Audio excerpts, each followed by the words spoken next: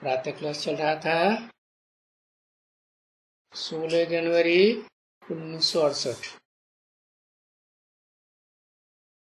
मंगलवार को 7वें पेज की मध्यांत में बात चल रही थी।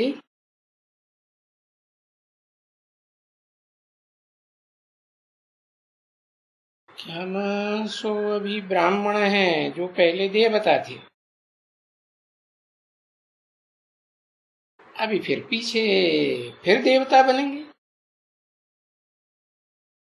तो हम हम अब हम समझ गए हैं कि ईश्वरीय संतान हैं। उन्होंने तो उल्टा अर्थ लगा ही लिया, हम सब भगवान हैं। नहीं, हम ईश्वर नहीं है, ईश्वर की संतान है।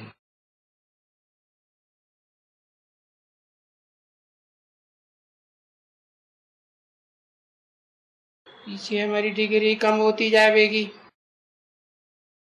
नई दुनिया में जावेंगे तो इंद्रियों के सुख भोगते भोगते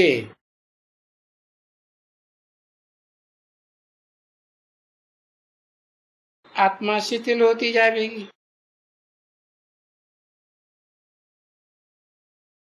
अभी तो हम ईश्वर की संतान है।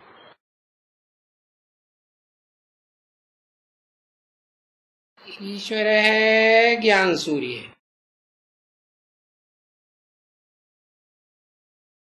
है,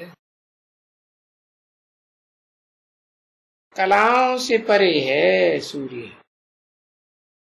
कलातीत है। तो हम ईश्वर की संतान भी कलातीत हुए।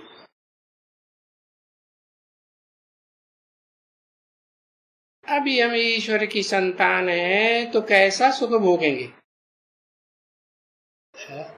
कलातीत सुख भोगेंगे ना, अतीन्द्रिय सुख भोगेंगे। पीछे जब देवताओं की संतान बनेंगे तो देवताएं तो इंद्रियों का ही सुख भोगते हैं, भले ज्ञान इंद्रियों के सुख है, श्रेष्ठ इंद्रियों की सुख है। तो फिर पीछे हमारी डिग्री कम हो जाएगी।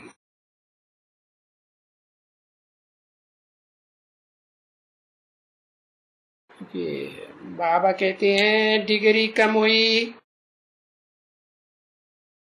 तुम बच्चों की,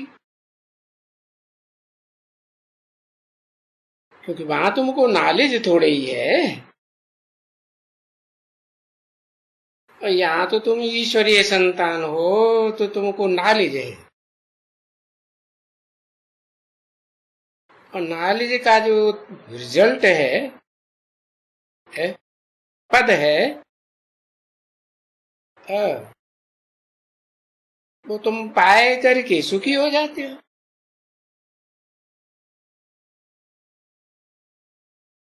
बाकी तो ये नॉलेज कुछ भी नहीं है बिल्कुल। जब इस दुनिया में नॉलेज है ही नहीं तो आएगी कहां से? तो बताया कि फिर जब हम आते हैं तभी नॉलेज देते हैं। हम क्यों कह दिया? हम तो बहुवचन हो जाता है। हम आते हैं का मतलब सुप्रीम सोल बाप, रूहानी बाप जब आते हैं तो अकेले नहीं, किसके साथ आते हैं? 3 मूर्तियों के साथ आते हैं, और उन 3 मूर्तियों में भी नंबरवार है। कोई सतो, कोई तमो, कोई रजो।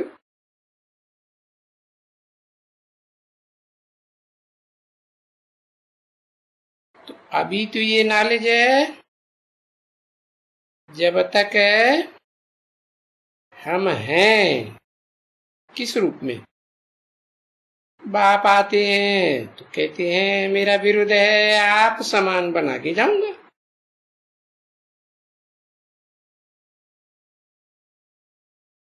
तो बाप समान सुप्रीम सोल बाप समान जो निराकारी निर्विकारी निरहंकारी बनते नंबरवार, ये नॉलेज भी नंबरवार रहती है। बाद में ये नॉलेज प्राय लोप हो जाती है, क्योंकि सब शास्त्र वगैरह सब भस्म हो जाते हैं।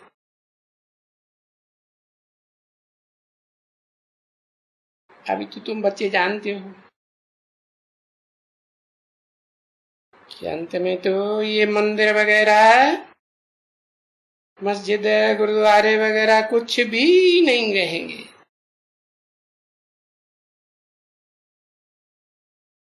देखो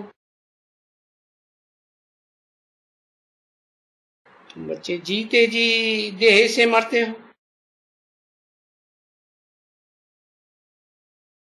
जो जो भी योग युक्त हुआ या योग युक्त रहेंगे, अर्थात श्रीमत पर चलते रहेंगे, तो देखेंगे ना हाथ की एक होती है कैसे ये ऊंची ऊंची अट्टालिकाएं गिरती हैं, मंदिर वंदिर ये सब गिर जाएंगे, क्योंकि ये सब खत्म हो जाएंगे ना। तो तुम देखेंगे, ऐसे मत समझो कि तुम नहीं देखेंगे। जो तुमने साक्षात्कार किया है वो सब तुमने प्रैक्टिकल आंखों से भी देखे।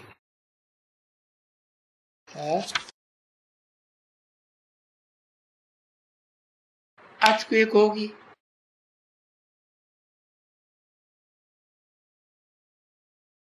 तो अखबार में पढ़ेगा, टीवी में आएगा, पढ़ते हैं ना अखबार में। तो देखो अर्थक्वेक में गांव के गांव खत्म हो जाते हैं,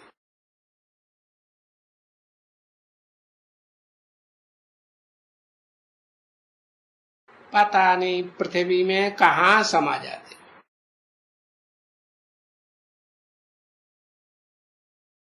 तो फिर उन बातों में बंडर नहीं लगेगा। अरे तुमको तो पहले से पता है ये सब होगा, सब गिर पड़ते हैं। 16 जनवरी 1968 की प्रातः क्लास का 8वां पेज, दूसरी लाइन।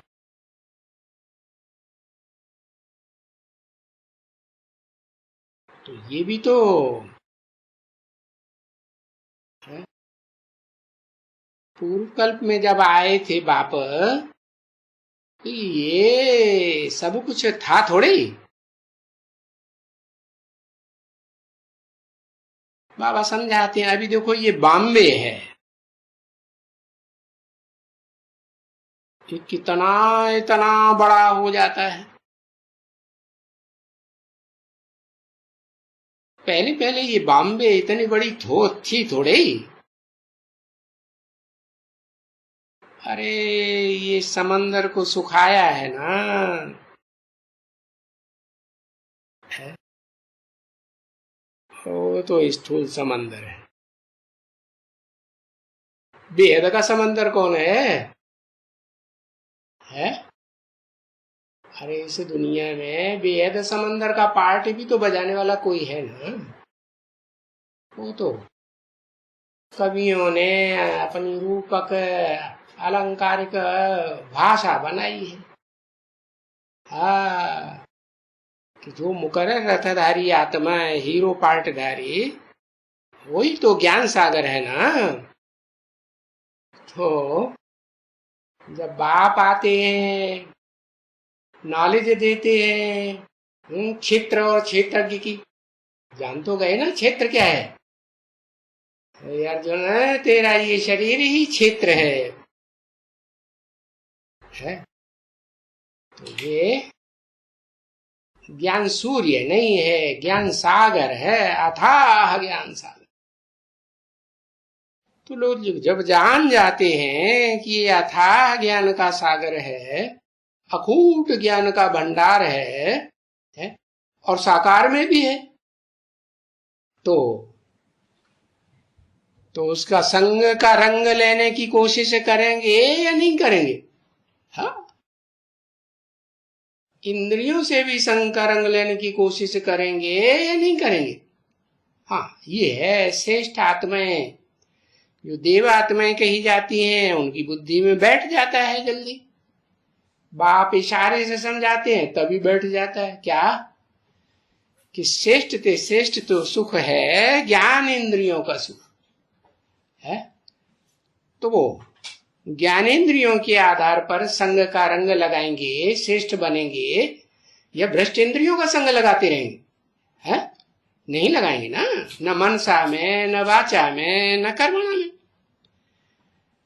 तो देखो, ऐसी देव आत्माओं की संख्या तो दुनिया में बहुत कम है ना, कि स्वर्ग में ढेर के ढेर होंगे, नहीं होंगे। तो जो ऐसी आत्माएं नहीं है श्रेष्ठ इंद्रियों का सुख भोगने वाली, भ्रष्ट इंद्रियों का सुख भोगने वाली, जो धर्मपिताओं ने सिखाया है, उनके फॉलोअर्स की संख्या बहुत है ना, तो वो कौन सा संग का रंग में लग जाएंगी? कौन सा संग का रंग लेंगी? क्या कोशिश करेंगी? भ्रष्ट इंद्रियों का सुख छोड़ेंगी क्या? नहीं छोड़ेंगी। तो देखो, ये जो मुकर्रर रथधारी आत्मा है, जो ज्ञान सूर्य तो वास्तव में नहीं है, ज्ञान सूर्य तो शिव है, लेकिन जिस मुकर्रर रथधारी में प्रवेश करते हैं वो ज्ञान का सागर है, अथाह ज्ञान का सागर, सुख का सागर है, शांति का सागर है, प्यार का सागर है। सागर तो है, परंतु जो ढेर की ढेर इंद्रियों का सुख लेने वाली आत्माएं हैं, वो इसका संग का रंग लेने के लिए नजदीक आवेंगी या नहीं आवेंगी? है? कम से कम मन बुद्धि से तो संग रहेंगी, उससे भी नहीं रहेंगी। वाचा से तो संग करेंगी, करेंगी। तो देखो, ये सागर जो है ऐसे ही भरा पूरा रहेगा, ये बेहद का सागर, या सूखेगा? देह अभिमानियों की देह की मिट्टी पड़ते पड़ते पड़ते पड़ते बंबई की तरह सूखेगा या नहीं सूखेगा? नहीं सूखेगा। अच्छा, क्षीण नहीं होगा। अच्छा, ये बंबई डूबेगी नहीं? हर हर बम बम की नगरी बंबई। क्या नगरी? अरे आत्मा की नगरी ये शरीर है ना। हाँ, तो ये शरीर है मन बुद्धि से खत्म होगा या नहीं होगा? तो देखो, समंदर को सुखाया है तो फिर जरूर ऐसा होगा। क्या? कि जो मच्छी मार है, अच्छा वो मच्छी बेयान ही हो जाएगी, और समंदर ही समंदर है। फिर ये बंबई डूबेगी। बंबई माने हर हर बम बम की नगरी, बेहद में कौन सी? ये शरीर रूपी नगरी हुई ना। हाँ, फिर ये बंबई रहेगी कि समंदर में डूब जाएगी? हाँ, ये बॉम्बे सारा समंदर हो जाएगा। कहते हैं ना, जब विनाश होता है तो सारी दुनिया में जलमयी हो जाती है। कुछ बचता है? कुछ नहीं बचता, कुछ भी नहीं बचता। और ये इतने ऊंचे ऊंचे पहाड़ हैं, वो बचेंगे कि नहीं? वो भी नहीं बचेंगे। हाँ, क्या बचता है फिर? है? माउंट एवरेस्ट, जिसे कहा है मेरु पर्वत, सुमेरु पहाड़ है। वो एक ही पहाड़ ऐसा है, एक ही पहाड़ की चोटी है जो दुनिया में बचेगी, और बाकी सब समंदर में, सब समंदर में डूब, समंदर ही समंदर। तो ये मकान बकान कुछ भी थोड़े ही रहेंगे, क्योंकि सतयुग में ये मकान जो है वो खारे पानी के ऊपर नहीं होंगे, मीठे पानी के ऊपर होंगे या खारा पानी होगा। हाँ, शहर नहीं अड़े जाते हैं खारे पानी पर। अरे नई दुनिया स्वर्ग तो मीठे पानी पर हो। तो ये सभी, ये विचार करो, अभी तो बहुत थोड़ा टाइम है ये महाविनाश होने में। फिर ये बॉम्बे तो होगी ही नहीं। कौन सी बॉम्बे है?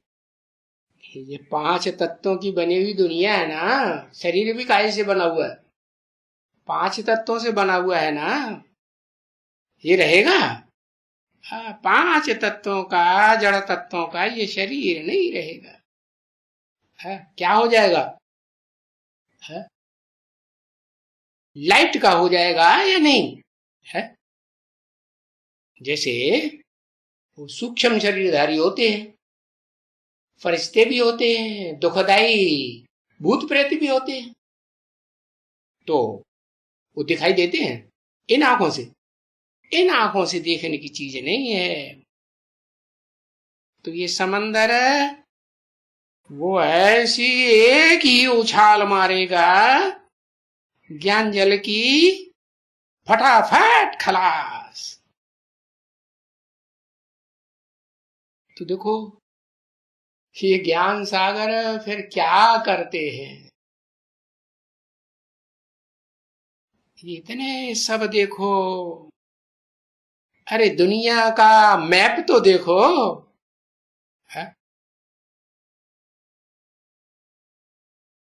आजकल तो कागज में मैप देखते हैं या मोबाइल में देखते हैं, टीवी में देखते हैं। हाँ, कितने बड़े बड़े गांव, शहर, अमेरिका, यूनाइटेड स्टेट्स, है फलाना फलाना, क्या क्या नाम रखे। ये सब बचेंगे क्या? कहां जाएंगे? समंदर में समा जाएंगे। बस ये ज्ञान सागर ही बचेगा, ज्ञान जल का सागर है। ये थोड़ी सी उछल दे करके सबको खत्म कर देंगे। सागर को ऐसा करने में देरी थोड़ी ही लगती है। तो ये जब जब कुछ ऐसी उथल पथल होती है तो सारे बड़े बड़े शहरों को खलास कर देते, चाहे वो न्यूयॉर्क हो चाहे वो लंदन हो, झटपट खलास।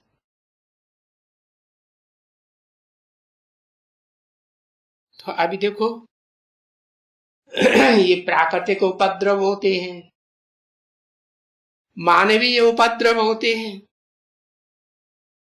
ना बच्चे। कीटाणु हम फैलाते कि नहीं? हाँ, चारों तरफ वायरस फैल जाता है ना। हाँ, ये सभी तो सारे उपद्रव होंगे। कहेंगे कि ये नेचुरल कैलेमिटीज, और ये जो आजकल दिखाते हैं ना अमेरिका वाले भी, करोड़ों मनुष्य है विकारों में जाते जाते दुकाल में मर पड़ेंगे, हिसाब होगा। है? विकार को नहीं छोड़ेंगे तो ये सब होगा या नहीं होगा? होगा। तो कुछ तो होगा। कुछ है जो वो समझते हैं, और बुद्धि भी कहती है ना, है?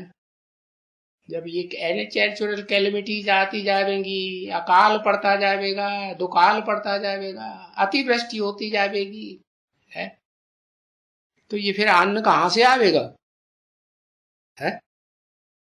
मल्टीफिकेशन होती जाती है, दुनिया की आबादी बढ़ती जाती है और अन्न खाने का कम होता जाता है। खरीदारी सारी वहां विलायत से होती जाती है। भले वहां विलायत में जमीन तो बहुत है, बड़े बड़े जंगल है ना, है? फिर वहां का भी तो यही हाल होगा ना, आखिरी तो यही हाल होगा। कहाँ बरसात नहीं पड़ेगी तो अन्न कहां से आवेगा?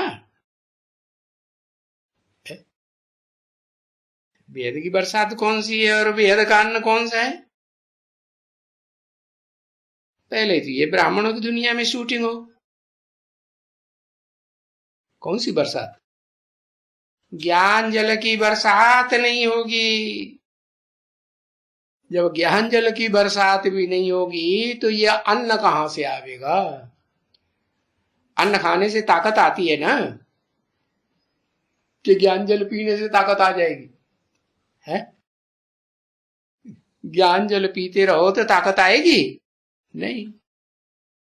ज्ञान जल तो इसलिए है कि बाप को पहचानो, है?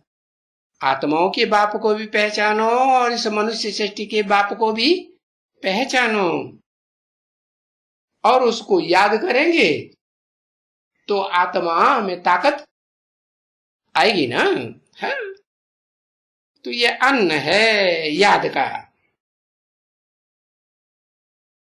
बेहद ब्राह्मणों की दुनिया की बात है। तब वो लोग भी समझते हैं। जब ये बात समझ में आती है कि भाई कुछ आफतें हैं, हम नहीं सुधरेंगे तो ये पिछाड़ी में आफतें आवेंगी जरूर। क्या? तभी कभी कभी लिखते हैं कि भाई यहाँ अकाल में दुक्कड़ में करोड़ों मरेंगे।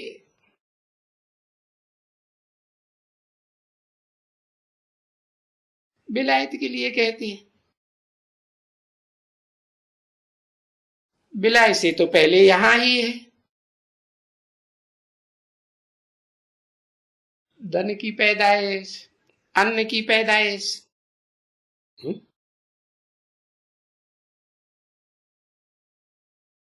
कम होती जाएगी ना, कि बढ़ेगी? एटम बम फटेंगे कि दुनिया में जो इतना बड़ा मछलियों का भंडार समंदर में है, जिसे खा के ढेर सारे लोग है, जो मांसाहारी है ना, वो जिंदा रह सकते हैं ना। तो एटम बम फटेंगे तो समंदर में क्या होगा? हाँ, समंदर में खलबली हो जाएगी। कैसी? जल कैसा होगा? बॉइल्ड वाटर बनेगा ना, है? तो ये मछलियां रह जाएंगी? रह जाएंगी? नहीं रह जाएंगी। और फिर बेहद ब्राह्मणों की दुनिया में शूटिंग पहले होने वाली है। ये ज्ञान जल पीने वाली मछलियां जो हैं, पहला पहला जो अवतार दिखाते हैं, क्या? मत्स्य अवतार। इसके बाल बच्चे बचेंगे?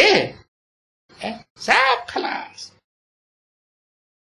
तो देखो, ये हद और बेहद के अन्न की पैदाइश खलास हो जाएगी। तो बच्चों को समझाया जाता है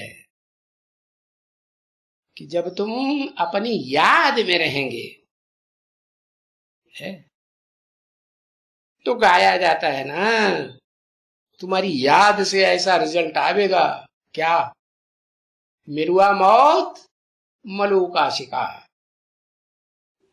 मिरुआ क्या होता है? जो जानवर है उसकी मौत होगी। इस दुनिया में जानवर बुद्धि मनुष्य बहुत है ना, जिनकी बुद्धि में जल्दी बैठेगा ही नहीं। क्या नहीं बैठेगा? ब्राह्मणों की दुनिया में भी ऐसे हैं जिनकी बुद्धि में ये बात बैठती ही नहीं, क्या कि ये मन से, वाचा से, कर्म इंद्रियों से इन विकारों को छोड़ दो। जानवर की बुद्धि में बैठता है? नहीं बैठता। तो ये तुम्हारा गायन है, ये जानवरों की मौत आवेगी और तुमको शिकार मिल जाएगा। ये जैसे जानवर होते हैं ना, देखो जब ये बर्फ गिरती है ना, तो ये बर्फ अगर रात को गिरती है या दिन में गिरती है? तो बर्फ में ये पक्षी दब करके मरते हैं या जिंदा रहते हैं? मर जाते हैं। कितने मरते हैं, है? पक्षी माने बेहद की दुनिया में पक्षी कौन? जो ज्ञान योग के पंखों से उड़ने वाले हैं ना, आत्माएं, ढेर की ढेर मर पड़ेंगी एकदम। और जब भी वो गिरते हैं ना, है क्या, जोर से बरसात होती है और बर्फ के पत्थर गिरते हैं, तो भी लोग मरेंगे कि नहीं? हाँ, जिन महल माड़ियों अटारियों में रहते हैं वो तो वो अर्थ को आया और पहले ही गिर जाएंगे। तो बाहर की दुनिया में रहेंगे ना, आकाश के नीचे, और जोर से बरसात पड़ेगी, पत्थर गिरेंगे। कौन से?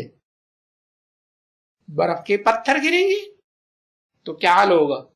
मरेंगे कि नहीं मरेंगे? मरेंगे। किसी ने कहा ओले ओले गिरेंगे।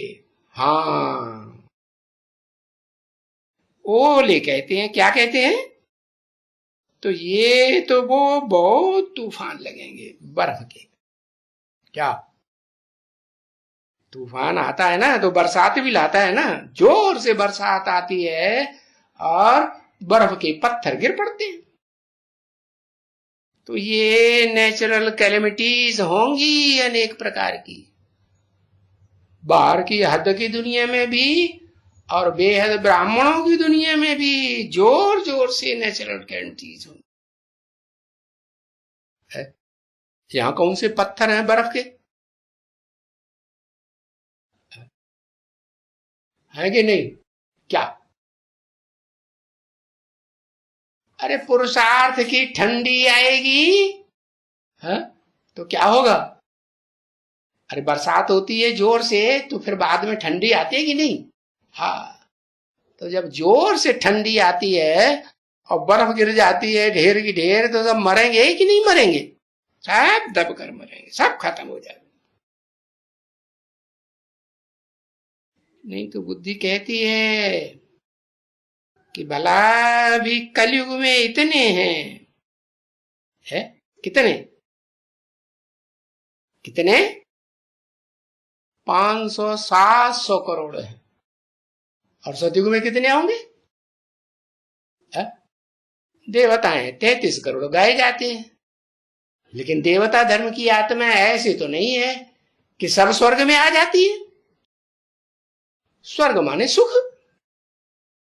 तो सुख की दुनिया में रहने वाले जो आदि सनातन देवी देवता धर्म के हैं, वो अंतिम जन्म तक इस सृष्टि पर आते रहेंगे या नहीं आते रहेंगे? हाँ, हर धर्म की आत्माएं अंत तक आती हैं या नहीं आती हैं? तो देवता धर्म की आत्माएं भी बहुत हैं जो कलयुग के अंत तक 84वें जन्म तक आती ही रहेंगी। तो देखो वो देवात्माओं की संख्या तो बहुत थोड़ी है ना, 33 करोड़ है, और दुनिया में 500-700 करोड़। तो सतयुग में कितने होंगे? 33 करोड़ होंगे? हैं? 33 करोड़ तो होंगे ही नहीं, वो तो कलयुग के अंतिम जन्म की बात है देवात्माओं की। वहां तो ज्यादा से ज्यादा त्रेता के अंत तक 8-10 करोड़, लाख नहीं, कितने होंगे? 8-10 करोड़ होंगे। हाँ, ऐसे नहीं कि 33 करोड़ देवताएं वहां होंगे। तो देखो सतयुग और त्रेता 2 युग है ना। सतयुग पहला युग है, उसमें भी अनेक जन्म है, अनेक पीढ़ियां हैं देवताओं की। तो पहली पीढ़ी में कितने होंगे? 8-10 करोड़ होंगे? नहीं, कितने है? 9 लाख सितारे गाए हुए हैं आसमान में। वो तो जड़ सितारे। इस धरती के श्रेष्ठ आत्माओं के जो श्रेष्ठ ते श्रेष्ठ पहले जन्म में आने वाली आत्माएं हैं, 16 कला संपूर्ण बनती हैं, उनकी संख्या कितनी होगी? 9 लाख। और उनको जन्म देने वालों की संख्या कितनी होगी? जन्म देने वाले भी 4.5 लाख और जन्म लेने वाले भी 4.5 लाख। तो देखो एकदम नई दुनिया में जहां रोशनी ही रोशनी की दुनिया होती है, जिसे वैकुंठ का सुख कहा जाता है, विष्णुलोक कहा जाता है, उस दुनिया में तो कितनी आबादी होगी? 4.5 लाख आबादी होगी। तो स्वर्ग तो उसे भी कहेंगे, थोड़े ही होंगे ना। तो देखो दुनिया का महाविनाश हुआ तो ये सब कहां चले जाते हैं? है? इतने ढेर के ढेर मनुष्य, 500-700 करोड़। तुम बच्चों को तो मालूम है ये बरोबर, ये सभी नेचुरल कैलेमिटीज जिसको कहा जाता है ना, सब खलास हो जाए। और जब सतयुग होता है और पिछाड़ी होती है सतयुग की, है तो उसमें तो ज्यादा जन्म होंगे ना सतयुग के अंत में, तो संख्या बढ़ेगी कि नहीं? सतयुग के अंत में कितनी जनसंख्या होता है हो जाती है? बाप ने तो बता दिया कितनी, 2 करोड़। हाँ, तो सतयुग में जो शुरू में होते हैं है 9 लाख। 9 लाख सितारे में दिन के भी सितारे गाए हुए हैं, रात के भी गाए हुए हैं।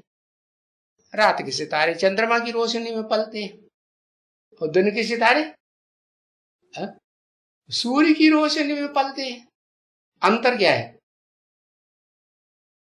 रात के सितारे हैं अपनी रोशनी को प्रत्यक्ष करते हैं और चंद्रमा की रोशनी को डाउन कर देते हैं। क्या? इसीलिए तो कहा जाता है कि ऐसे ऐसे ब्रह्मा कुमार रूपी सितारे हैं, आत्मा रूपी, जो ब्रह्मा की दाढ़ी की लाज नहीं रखते। ब्रह्मा का मान मर्तबा सारा सारा खलास कर। तो तुमको तो पता है शुरू नई दुनिया में जो आबादी होती है वो फिर बाद में थोड़ी, बाद में तो बढ़ेगी। तो अभी तो नेचुरल कैलेमिटीज होनी है। ये सब मंदिर मस्जिद गिरजाघर इतने बड़े बड़े जो बनाए हुए हैं दुनिया में है, कि वो जो कोलंबो है लंका में, शास्त्रों में लिखा सोने की लंका थी, वो सोने की लंका नीचे चली गई। किसी ने कहा द्वारिका थी। हाँ, तो द्वारिका वो सारी नीचे चली गई। नाम क्या रखा? द्वारिका। द्वारिका माने 2, अरिका कहते हैं लकड़ी को। क्या? दो लकड़ियां हैं ना, उनको आपस में घिसो, एक लकड़ी ऊपर होगी, एक लक्कड़ बुद्धि, और दूसरा लक्कड़ बुद्धि नीचे। दोनों को घिसो तो क्या पैदा होगा? आग पैदा हो जाएगी। तो ये कामाग्नि की आग में ये द्वारिका भी भस्म हो जाती है। कहते हैं कृष्ण ने, हाँ, जब जरासंध के लगातार आक्रमण हुए, ढेर के ढेर आक्रमण होने लगे, तो क्या किया कृष्ण ने? है? कहते हैं कृष्ण भगवान ने द्वारिका में अपनी राजधानी ट्रांसफर कर दी, मथुरा से। उस समय तो सोने की लंका, सोने की द्वारिका बन गई। बाद में वो भी, द्वारिका और द्वापर में कोई अंतर है? जैसे वो द्वारिका द्वैतवाद फैलाने वाली, द्वैतवाद कैसे? राज्य तो कृष्ण का था, लेकिन जो प्रजा थी वो कृष्ण के राज्य को, कृष्ण को मानती थी। आस्तिक थी या नास्तिक थी? नास्तिक थी, नहीं मानती थी। जब महाभारत युद्ध हुआ तो किसका साथ दिया? शास्त्रों में लिखा हुआ। किसका साथ दिया? कौरवों का साथ दिया ना, कि भगवान का साथ दिया? नहीं, भगवान का साथ नहीं दिया। तो द्वारिका नीचे चली गई। अभी नीचे में चली गई तो वो तुम कहो अर्थक्वेक हुई तो खत्म हो गई, खलास हो गई है। फिर बचेंगे ना कुछ कुछ, कुछ न कुछ। हाँ, कई बच्चे कहते हैं ऐसी फिर चीज ऐसे ही बनेगी। हाँ, जो सत्य होता है उसका विनाश होता है कि झूठ का विनाश होता है? झूठ बहुत होते हैं और सत्य, सत्य की संख्या कितनी? है? अरे चक्कर में पड़ गए। एक, एक सच्चा और बाकी सब सब झूठ। तो देखो, वो एक ही ब्राह्मण चोटी जिसकी यादगार मेरू पर्वत है या एवरेस्ट चोटी है, वो ही बचती है, और बाकी सब सब खलास हो जाते हैं। ओम